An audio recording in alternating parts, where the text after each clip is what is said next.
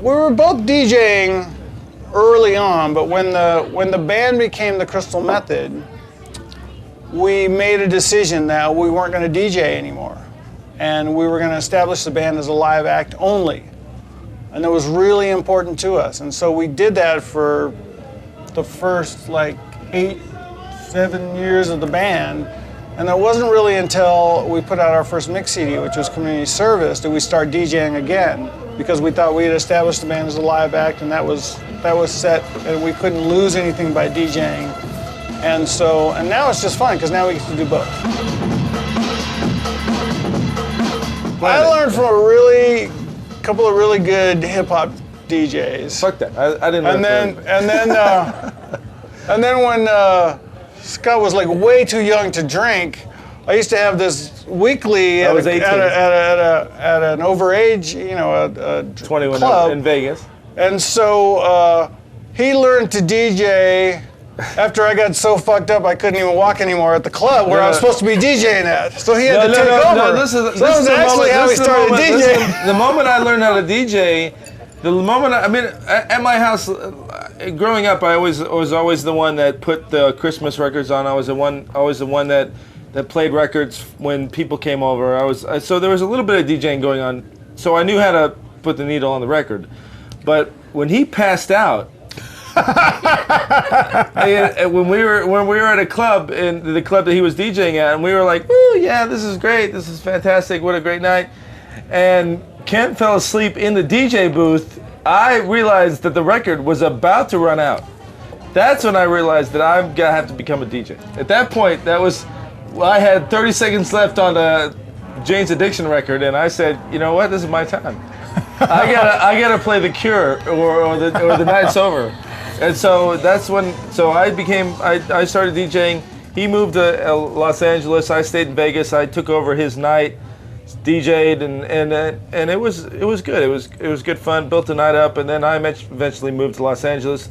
We've always collaborated with people. I mean, from the first album, we've been working with people, and what we always try to do is bring in people that do things that we don't do. So we don't do a lot of collaborating with our contemporaries or our colleagues in the same genre, but we try to reach out to people that do things that we don't do, like really good rock guitarists. Scott plays guitar, but we really respect Tom Morello and Wes Borland, and if we're looking for singers, neither one of us sing, we'll find some really good singers. So that's just always been part of our process. And it's only on a few songs per album, but I think ever since the first album came out, then we've been able to work with more well-known people. We would call people up before our first record come out. They'd be like, "Who? Crystal who? Crystal what? Click. We're from Crystal. But we'd like to work with you." Then they hang up. It is fun because it would hang up, right? Remember that? It is fun because people now actually get in touch with us and say they want to do projects with us. And then so when we get around to making an album, then we call those people up that have approached us, and then that's how the collaborations generally come about. Well, we've sort of always skated on that fine line between like electronic music and electronic dance and rock. We were played on modern rock stations throughout the U.S. and in Australia, and more traditional rock stations in Australia and America. But we also have a strong electronic or dance, backing or support, or what's the word? I think winning the Dance Star Awards really the Dance Star gave us more credibility in the dance field. Okay. But I think our success in the past with singles and getting on the radio, that's what has really helped us in the rock world. And that's how all these rock people that we get to collaborate with have gotten in touch with us. But the Dance Star Awards really gave us more credibility in the dance field. I got my thought. Let me finish.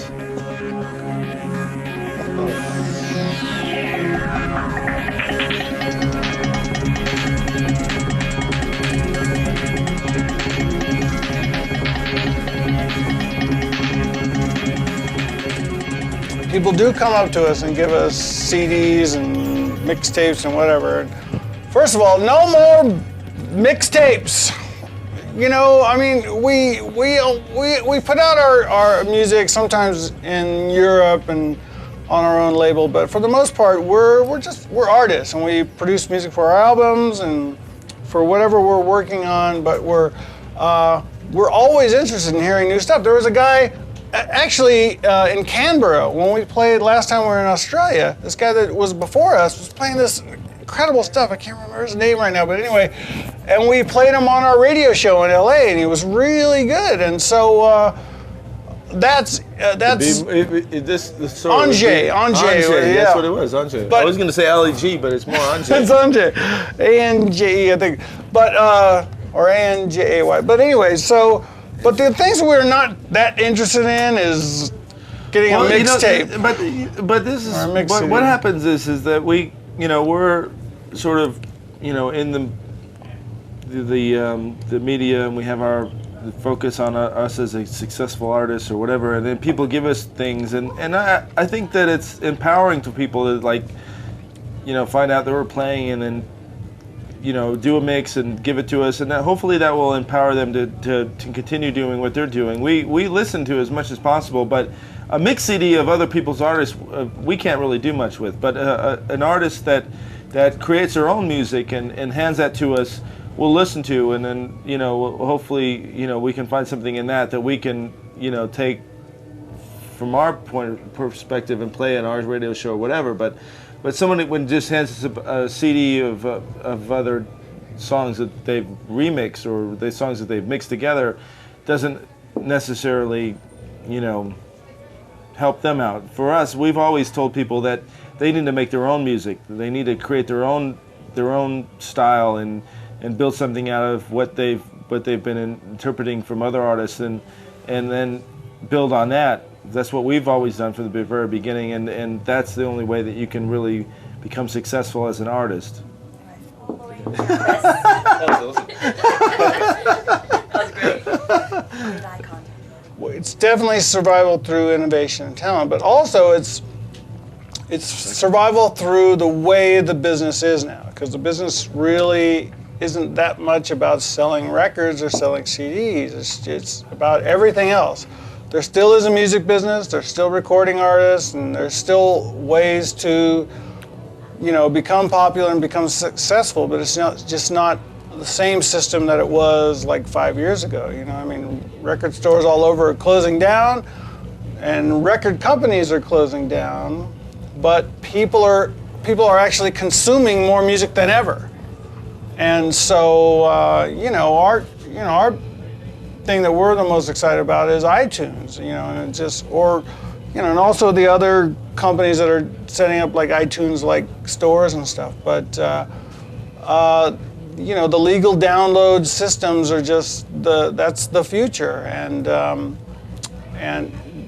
there's a lot of other outlets now, like video games now are almost like the movie soundtracks of the past. You know, it's like you get a song on a big video game, and that's like getting, in the old days, that's like getting a song on a good radio station, you know. So there's just different avenues now, and there's different ways to get your name out and get your music out. But people are more into music than they ever have been. It's just the music business is a little different now.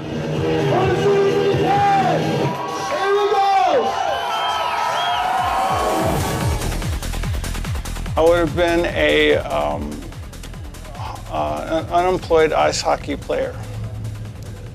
I would have unfortunately been working at a grocery store,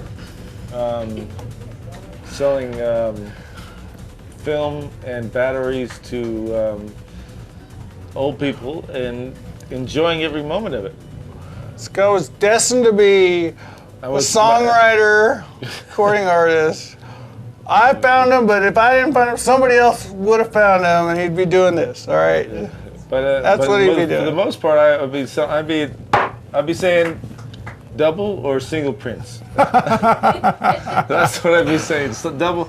I'd be saying, do you want this for 2 days or 3 days, mister? Sir? Do you want this video for 2 days or 3 days?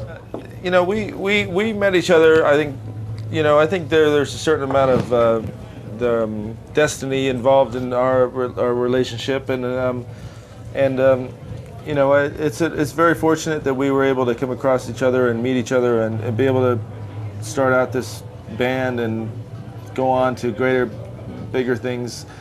But it's for the people that are out there who are just starting out, who are artists that are inspired by what has happened to us or other bands in our genre. The most important thing is that they continue to empower themselves and believe in what they're doing, and not just just float around and float from genre to genre, and they need to really empower themselves and come up with a sound. There's an artist in Australia that we've looked to over the last 2 or 3 years that have really done that, and that's bands like Infusion, who we played with in the Big Day Out 2002. They've gone on to release many records around the world and really become a force to be reckoned with. EK, a DJ out of Melbourne, and New Breed, another band that we're big fans of, who we'll be seeing later on tonight. Definitely. Phil K, who DJ'd before us. Who lives at Scott's house. Yeah, who stayed at my house for a little while. Kid Koala. Kenobi. Koala Kenobi. Kid Kenobi. Kid Kenobi, the kid. Kid Koala. I like Kid Koala. I call him Kid Koala because every time That I makes him think a little furrier and cuter. every time I think of him, I think of him sucking on a eucalyptus tree, and that's where I'm at with Kid Koala Kenobi. But it's empowering for other artists to be inspired by other artists, but also to be able to take what they've learned and challenge themselves to do better. And so for us, being part of the scene in not only in the United States but in Australia is very rewarding.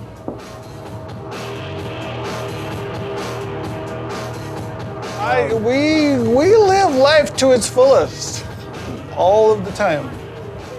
Well, we've tried Vegemite before, because come on now, that band from a band down under, what man at work? Come on, they were around for in the '80s, so we knew about Vegemite. Well, I learned about Vegemite. We just passed the Vegemite factory. No, I don't. You know what? I would eat the hell out of this, but I have my Invisaligns in. See? No, I learned about Vegemite from our entire crew, our working crew that works with us and goes on the road with us, are English, and they're throwing out the Vegemite like, oh, you guys can't handle it. Throw this out. You can't handle it. And we're, it's like, yeah, well, we've adapted our taste buds. You kids, you know what this is. You pulled this out of your ass and you threw it in front of our face and you want us to eat it. And you go, oh yeah, they're eating Vegemite. They eat, look at that. Those Americans eat Vegemite. That's going to play well in Australia. What's the next question? That's it. No, but they know. No, Australians know. Listen, listen, you kids know. All you kids out there, you love it, don't you? I just want to see you eat it. But you hate it though. I like it. You like it a lot. Come on, please. I want you to try. Just try it. Come on. Oh, I love it. Oh, actually, it's pretty tastes pretty good. Okay. Keep going. All right. Do you prefer to play indoor or outdoor parties, and why? Well, the best Vegemite I ever had in my life. Actually, it's like Oh God, this is just fucking delicious. the best thing ever is a really big, really full This doesn't taste like ass at all. outdoor party. This is really good. This is really good. Should I get some more Vegemite?